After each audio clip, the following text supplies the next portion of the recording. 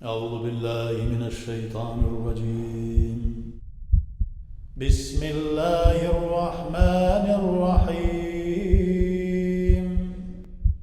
الحمد لله رب العالمين. الصلاة والسلام على رسول الله محمد وعلى آله وصحبه أجمعين. السلام عليكم ورحمة الله وبركاته. Мухаммад, саллаллаху алейхи очень уважал своих сподвижников, сахабов, и очень хорошо о них выражался в своих хадисах. И в то же время нам хорошо известно то, что ругать, поносить или говорить какие-то скверные слова про сподвижников, про сахабов Мухаммада, саллаллаху алейхи вассалям, это является на уровне куфра. То есть человек может сойти с религии и превратиться в противника ислама, потому что Мухаммад, саллаллаху алейхи вассалям, говорит про своих сподвижников, что они как звезды на небесах. И за любым из них, если вы последуете, никогда не заблудитесь. Они все вам укажут верный путь.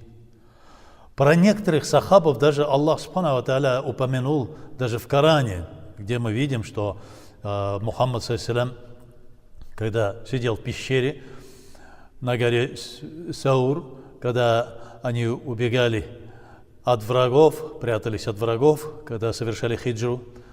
И в это время с ним был Абу Бакр ас-Сиддик. Про него Аллах Субхану ва Тааля ниспосылает аят, где говорится, что не беспокойся, мой друг, что ты скажешь насчет того, что когда двое, над ними третий Аллах. То есть аят про Абу Бакра ас-Сиддика, где Мухаммад саллаллаху разговаривает с Абу Бакром, и Аллах Субхану ва Тааля ниспосылает точно такой же аят о разговоре пророка Мухаммада саллаллаху алейхи вассалям с Абу Бакром ас-Сиддиком. То же самое и про Умара, радийаллаху анху, о котором говорится, что о нем Аллах Субхану ва Тааля выражался в Коране, что говорил в Коране. И Мухаммад саллаллаху алейхи вассалям, хотя относился ко всем своим сахабам, более 100 тысяч. В некоторых вариантах идет, в некоторых преданиях идет, что было их одновременно 140 тысяч сахабов, в некоторых 114 тысяч, в некоторых 120 тысяч.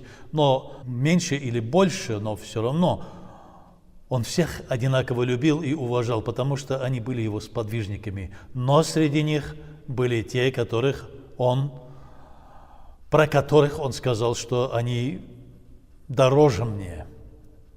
Так же, как и, например, про Абу Бакра ас-Сиддика, про своих домочадцев, то есть Ахль Бейт, про Али, радийаллаху анху, про свою дочь, и про Салман аль-Фариси, которого он называл Ахль Бейт, то есть ты из моей семьи, о Салман аль-Фариси. И у каждого были свои уровни. И Мухаммад ас-Сад аль-Эрбили в своей книге «Канзуль Гирфан» об этом и рассказывает в последующих главах. «Баб ма джаа фи фадли Аби Бакрин ас-Сиддик», то есть глава о превосходстве Абу Бакра ас-Сиддика. Мухаммад саллаллаху говорит: Абу Бакр хайрун ин-нас илля ан якуна набиян. Абу Бакр лучший из людей,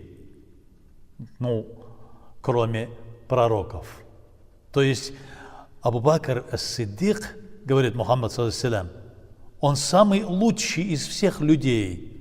Лучше него были только пророки. Второй хадис: Абу Бакр минни, ва ана минху, ва Абу Бакр ахи фи дунья валь ахира. Абу Бакр от меня, и я от Абу Бакра. То есть он мой брат, он мой друг, он мой родственник. Духовный родственник имеется в виду. Он мой друг, он мой близкий в этом мире и в будущем, говорит Мухаммад, саллаллаху алейхи вассалям. И почему он возвышает так Абу Бакра? Потому что он говорит, что Абу Бакр ас-Сиддик был на уровне пророков. На уровне пророков. И в одном из хадисов, в следующем хадисе, Мухаммад, саллаллаху алейхи вассалям, обращаясь к своим сподвижникам, говорит: «Муру Аба Бакрин фальюсалли бин нас». Передайте Абу Бакру, скажите, что я передал, чтобы он был имамом в намазах. То есть он был имамом. Этот хадис указывает на то, что он после себя оставляет халифом Абу Бакра. Говорят многие ученые, большинство. Есть, может быть, некоторые заблудшие, те, которые не возлюбили некоторых сахабов, хотя мы говорили, что не любить, поносить или ругать сахаба, это пребывает в куфре человек. То есть он отходит от религии. Он начинает отходить от религии, потому что Мухаммад ﷺ любил всех, особенно, вот как мы видим сейчас, он выражается, как тепло выражается про своего близкого друга Абу Бакра, и он называет его близким другом, ахи фи дунья валь ахира. Он мой ближайший друг, он мой самый ближайший в этом мире и последующем. Скажите, передайте ему, чтобы он был имамом во время намазов. Намаз в данном случае, хотя и относится к одному виду поклонения, но Мухаммад ﷺ этим указывает, как бы свое указание своим сахабам, что после него халифом, его наместником, его визиром, который будет говорить от его лица, от его слова, становится Абу Бакр ас-Сиддик, радiyallahu ta'ala анха. أول من يدخل الجنة من أمتي أبو بكر. Первым, который войдет в джаннат, в сады благодати, рай, это будет мой друг, мой ближайший сподвижник, Абу Бакр ас-Сиддик, говорит Мухаммад, саллаллаху алейхи вассалям. То есть первым, на самом деле, самым первым, когда раскроются врата, когда еще не раскрыты врата рая, Мухаммад ﷺ подойдет и постучится, и оттуда хранители рая, стражи рая спросят, кто там? Сюда никто не может войти первым, кроме как Мухаммада, алейхи афдалуссалату ваттахият. И только он, я Мухаммад, саллаллаху алейхи, скажет, я Мухаммад, откройте двери. Да, ты действительно должен первым войти. Но последующим первым войдет Мухаммад ﷺ, после него первым из людей, имеется в виду, войдет в джаннат Абу Бакр ас-Сиддик. «Аннасу куллухум юхасабун илля Абу Бакрин». Все люди пройдут через хисаб, через отсчет, через расчет в судный день. Их будут рассчитывать, их будут взвешивать.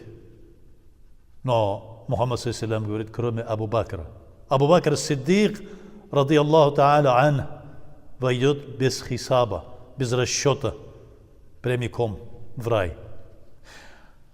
Он так выражался про своего друга Абу Бакра ас-Сиддика, потому что первым из числа мужчин присягнул Мухаммаду, саллаллаху алейхи, Абу Бакр ас-Сиддик. Первым он признал его пророком, без никакого сомнения. Как он сказал, то есть Мухаммад ﷺ, как сказал, что я пророк Мухаммад, посланный Аллахом для того, чтобы вывести людей из тьмы невежества к свету просвещения, к свету божественного свету. Он сказал, аманна, я уверовал. Я уверовал, о, Мухаммад, друг мой, саллаллаху алейхи. И когда были такие трудные моменты, что становилось так трудно, что не было уже сил, только поддерживали самые близкие люди. И в первую очередь это мать правоверных Хадиджа, дядя пророка Мухаммада, саллаллаху алейхи, Абу Талиб, и его друг Абу Бакр ас-Сиддик, радiyallahu ta'ala ан. Они его поддерживали.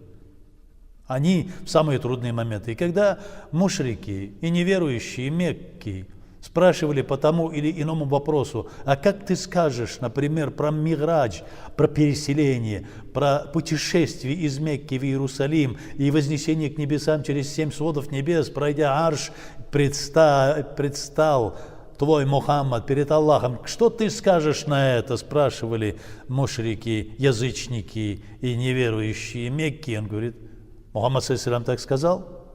Они говорят, да, он так говорит. Значит, он прав. Не может быть сомнений.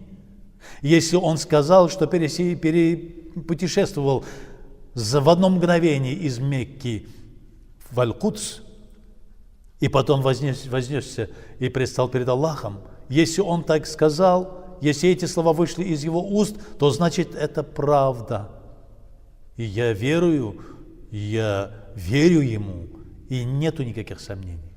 И когда были труднейшие, тяжелейшие моменты в жизни, и они сидят в пещере, убегая от язычников, прячась от язычников Мекки, которые пожелали убить пророка Мухаммада, ﷺ. И он беспокоится. То есть Абу Бакр ас-Сиддик беспокоится и говорит, о, посланник Аллаха, я боюсь. Чего же ты боишься, друг мой, говорит Мухаммад, ﷺ. Я боюсь, что найдут тебя и тебя причинят зло. И вот здесь и не спосылается аят Аллах Субхану ва Тааля. А что ты скажешь о тех двух, которые положились на своего Творца, и третьим там является Всевышний Аллах. То есть, когда Он присутствует рядом с нами, говорит Мухаммад ﷺ, что когда Он присутствует с нами как третий, а Он везде сущ, Аллах Субхану ва Тааля всемилостив, Он всегда видит своих рабов, и Он охраняет нас. И никогда не даст никому, чтобы не даст никому воли, чтобы навредить нам, говорит Мухаммад, саллиллаху алейхи. И в это время, когда Мухаммад, саллиллаху задремал, Абу Бакр ас-Сиддик увидел, что из земляной норы выползает ядовитая змея. И чтобы она не выползала, он взял и своей пяткой закрыл эту нору. И в это время ядовитая змея укусила, и боль была такой нестерпимой, что из глаз Абу Бакра ас-Сиддика полились слезы, и одна капля упала на благословенное лицо Мухаммада, саллиллаху алейхи, и он проснулся.